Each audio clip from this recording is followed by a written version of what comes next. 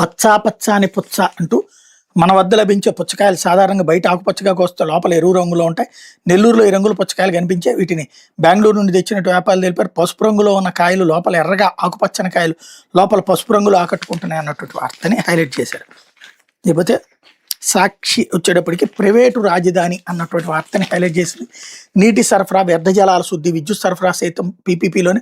మొత్తంగా పీపీపీ ప్రైవేట్కి అప్పగించి అందినగాడికి బాధుడే లక్ష్యం. పీపీపీతో పాటు ప్రైవేట్ ద్వారా ప్రజాసేవల ప్రాజెక్టులు, ఆ దిశగా చట్టాల సవరణ, కొత్త చట్టాల రూపకల్పన, కన్సల్టింగ్ సంస్థకు ఆహ్వానం. ప్రపంచవ్యాప్తంగా ఏ సంస్థ అయినా రావచ్చని ఆసక్తి వ్యక్తీకరణ పత్రం జారీ చేసింది సిఆర్డీఏ. ఇక అమరావతి పాలనా వ్యవహారాలను ప్రపంచ బ్యాంకు, ఏడీబీకి అనుసరణలోనే. పీపీపీ ప్రైవేట్ ఫైనాన్సింగ్ కోసం కొత్తగా చట్టపరమైన నిబంధనలు. మున్సిపల్ పాలన అమరావతికి సరిపోనుందని ప్రత్యేక చట్టాల రూపకల్పన. 74వ రాజ్యాంగ సవరణకు లోబడి మెట్రోపాలిటన్ నగరంగా స్వయం ప్రతిపత్తి. అమరావతిని జిల్లాగా ప్రకటిస్తే భూ ఆదాయానికి జిల్లా పరిపాలన పాత్ర నిర్వచనం.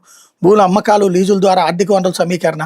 ఆస్తి పన్ను, వినియోగ ఛార్జీలు, ఇతరుల వేలతో బాధుడు ద్వారా బహుళ ఆదాయ వనరుల సృష్టి అన్నటువంటిది హైలైట్ చేశారు. లేకపోతే పెండింగ్లో పోలీస్ ఫైల్, ఐపీఎస్ల పోస్టింగ్లపై పీఠముడి. వర్గపోరులో చిక్కిన బదిలీల ప్రక్రియ, డీజీపీ గుప్తా ప్రతిపాదనలకు రిటైర్డ్ డీజీపీ ఠాకూర్ చెక్. సీఎంఓలో తేలని పంచాయతీ అంటూ రాష్ట్రంలో సీనియర్ ఐపీఎస్ అధికారుల బదిలీల్లో వర్గపోరులో ప్రతిష్టంభన నెలకొంది. సీనియర్ ఐపీఎస్ల బదిలీలు, పోస్టింగ్ల విషయంలో ముఖ్యమంత్రి చంద్రబాబు నెలల తరబడి నిర్ణయం తీసుకోలేకపోతుండగా గమనార్హం. దాదాపు ఏడాదిగా పెండింగ్లో ఉన్న ఈ ప్రతిపాదన ప్రభుత్వం కొలిక్కి తేలేకపోతుంది.